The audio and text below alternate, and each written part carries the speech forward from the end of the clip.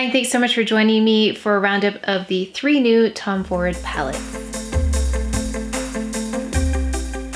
A few days ago, I ordered all 3 Tom Ford palettes. I overnight shipped them, so right away I swatched them, posted that video, and then every day after that posted a look with each palette.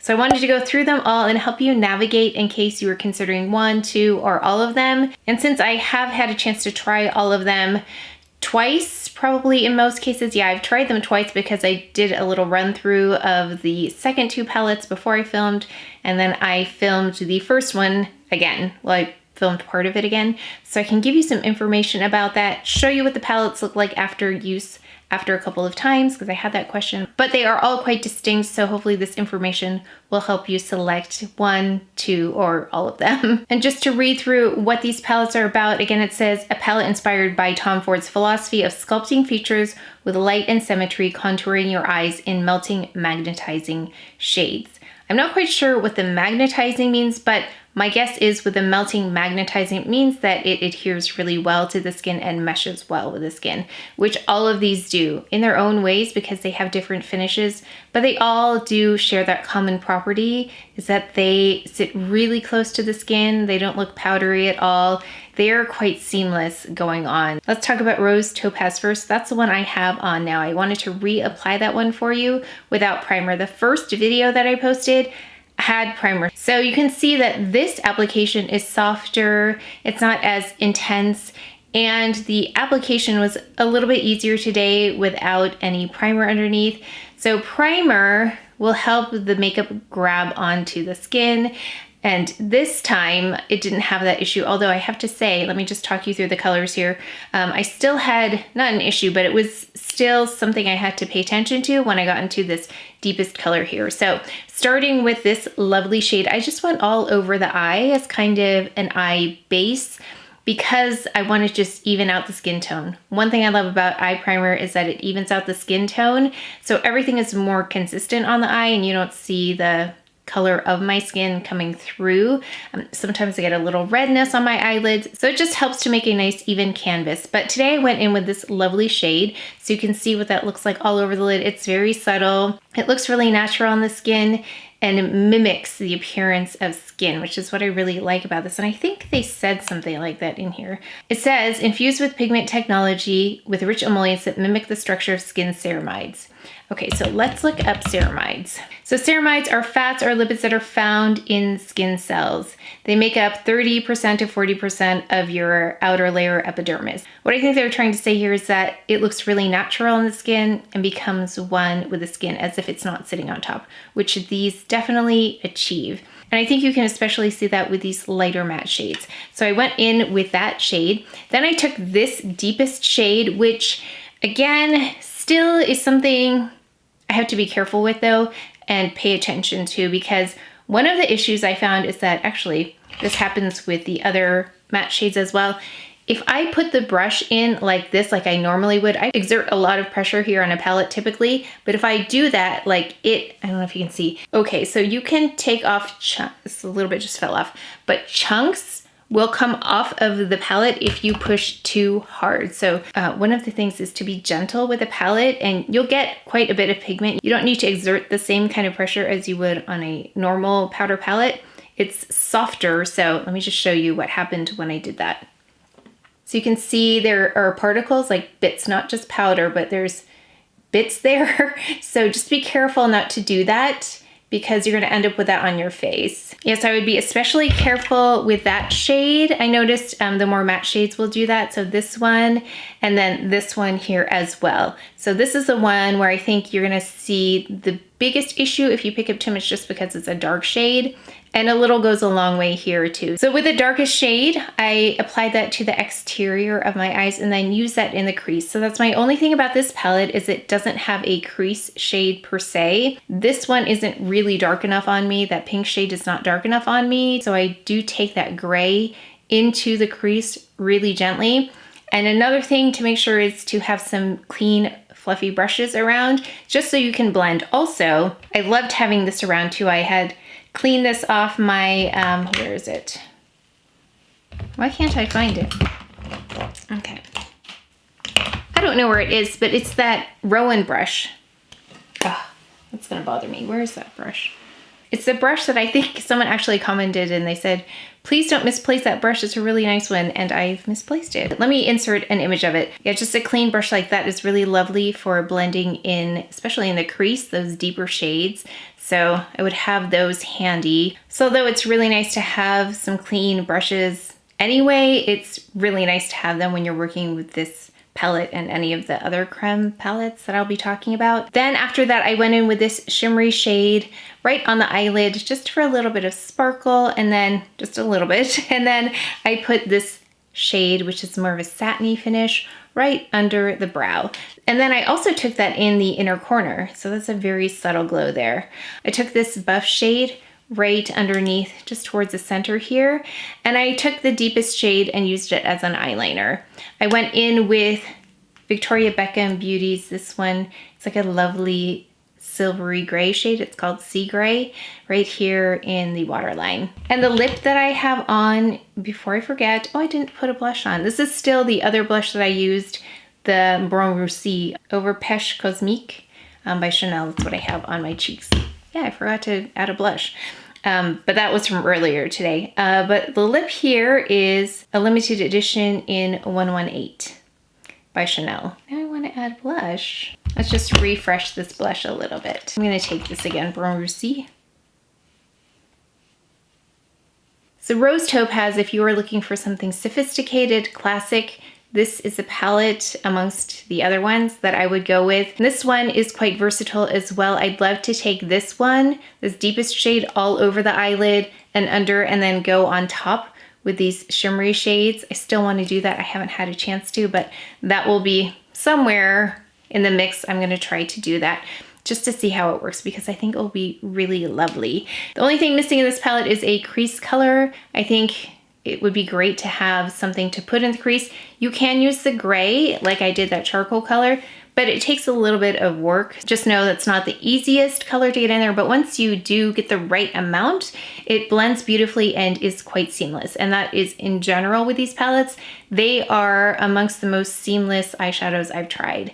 So I'm really impressed how they look in the camera. So when I've edited the videos for all three palettes, these look amazing on camera, but they also look really amazing in person. So I think the camera picks up more imperfections than in real life. Sometimes things that I'm not seeing in the mirror, I can see in the camera. And I don't see anything like that when I use these palettes. Moving on to Tiger Eye, I had a lot of requests to post this next because people wanted to see this one in action. This is a beautiful one, but also different than Rose Topaz. So this one has more shimmery shades, more of a glow. It's like between a satin and a shimmer. It's not sparkly. How do they describe it? They describe it as sun sparkled range of gilded hues from champagne to sienna. So I think gilded is a really great word. You get a beautiful finish on these. They're more consistent in their shimmer. This is a warmer palette as well, so that might influence your decision on this. So you have to like warm shades to like this, as well as a glow to the finish. Although I have to say this was the easiest one to work with.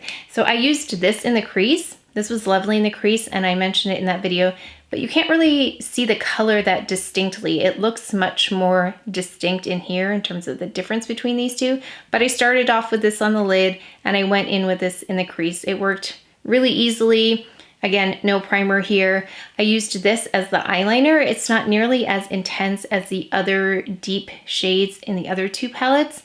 So it didn't work as well as an eyeliner, but it still did work, but it's not the same consistency as the other two. The other two worked really beautifully as eyeliners. And I used this as an accent right above and then on the eyelids.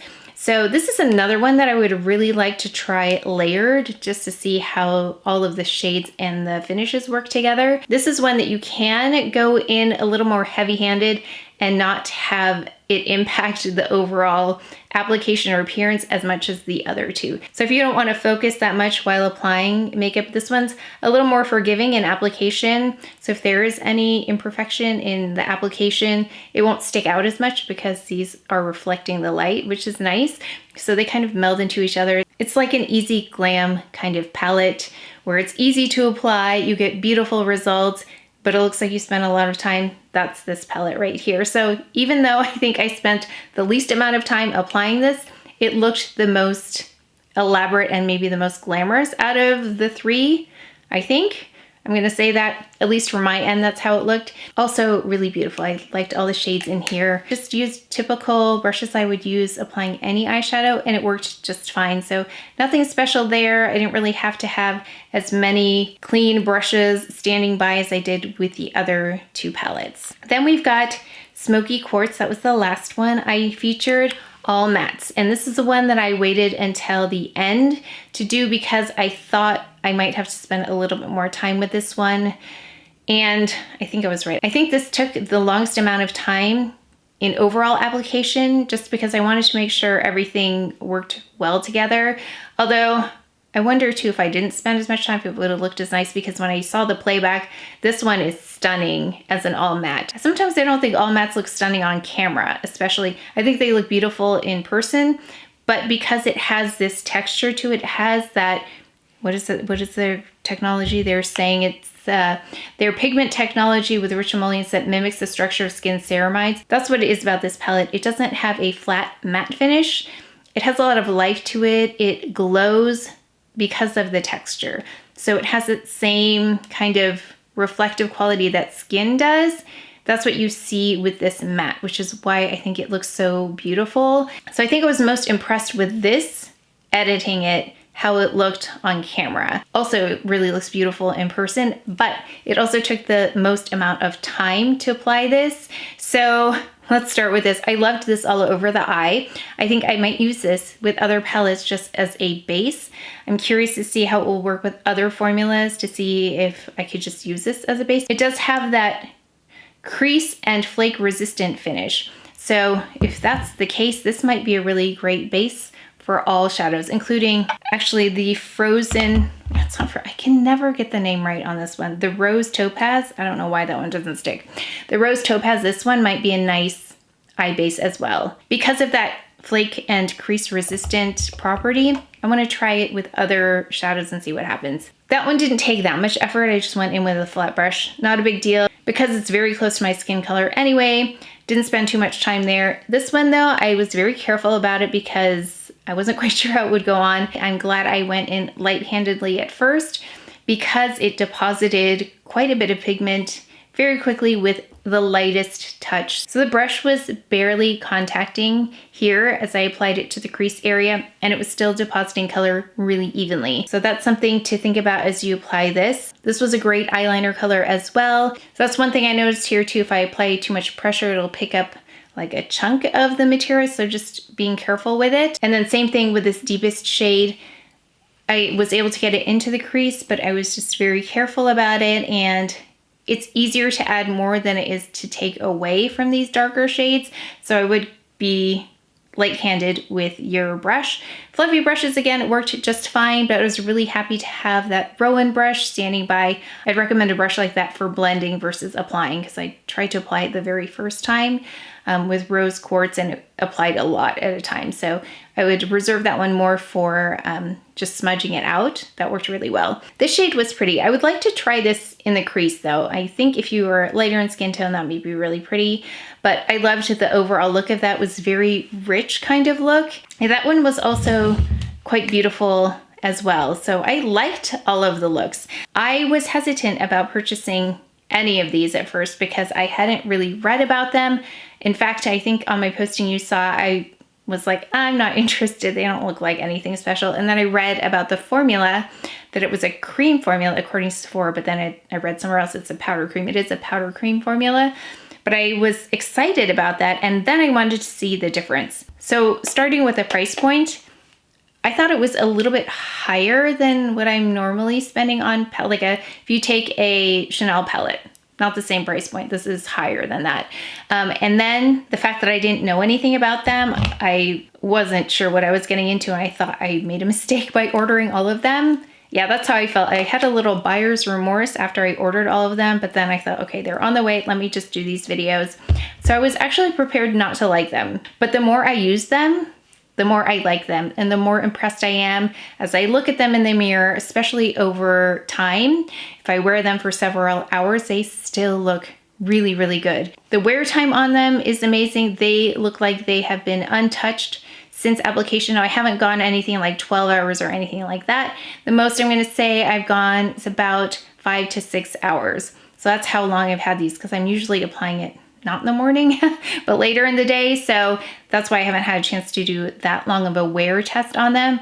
But from what I can tell, they don't move, they stay put. So had I not picked them up and then had a chance to play with them a little bit, I would be purchasing all of them. That's how much I like these. And I'm excited to see what else I can do with them. I love this formula. I hope they come out with other shades in this formula, but glad they started with some neutrals, because that'll give me a chance to use them over and over again, because I use neutrals on a daily basis more than the fun shadows. But I would still love to try some in some fun colors. So I would pick up all of them. I had questions about how these pans appear after a couple of uses. I've used them at least twice at this point. So you can see how they appear. It just looks like the surface is disrupted like when I first swatched them, but just a little bit more. I want to rank these for you a few different ways. This first ranking is how much I think I will use these palettes. So starting here, I think I will use this one, Rose Topaz, the most. It's the most neutral and will go with most looks. The second one I would choose is this Tiger Eye palette. It is a lovely warm palette. Actually, both of these are warm, and out of these two, I think I would use this more because it is easier to use and it delivers a really soft glam look, which I think is really pretty. And then finally, this would be the one I will probably use least, just because it takes a little bit more time to use, a little bit more work. So while I still will use this and I'm very happy that I have it, I probably won't use this one as much as the other two. And this one here is Smoky Quartz. I'm going to do another ranking, so let me switch them around.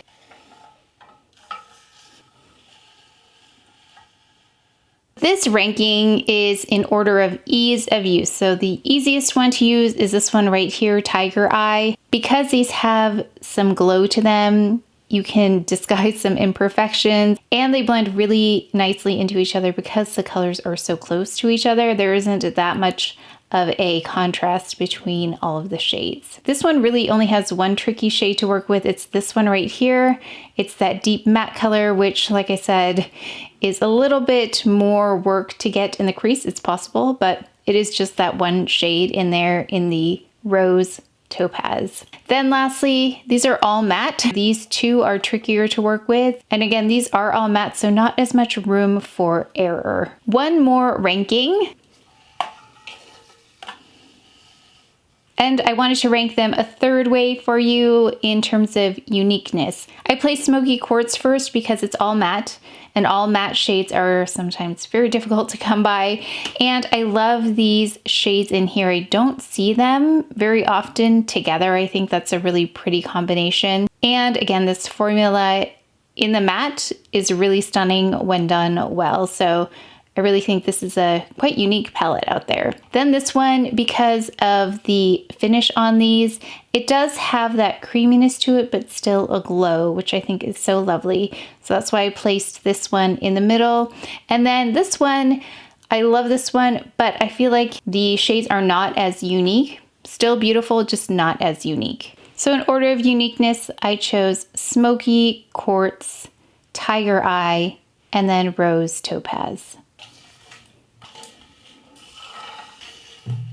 So for me, the most important thing is that I use my makeup, and that's why I think this ranking is probably the most important to me, which is use, how much I will use these palettes. Starting again with Rose Topaz, second Tiger Eye, third is Smoky Quartz. Each one of them doesn't have a bad shade in them, which is also unique. Usually with palettes, there's some things I don't like about a palette. Like there might be one shade I don't like in a palette, or one that I don't understand why it's mixed in there. So the only thing is that I wish there was an addition to the Rose Topaz that had a crease shade. That's my only wish in there, but I still like even the sparkly shade. It's pretty in there. Also, I had requests to do some comparison swatches, so I'm going to do those now before we say goodbye. I know there's a question about Tissé Vendôme and Tiger Eye, so I will swatch that, as well as anything else I see in that comment section from the previous video.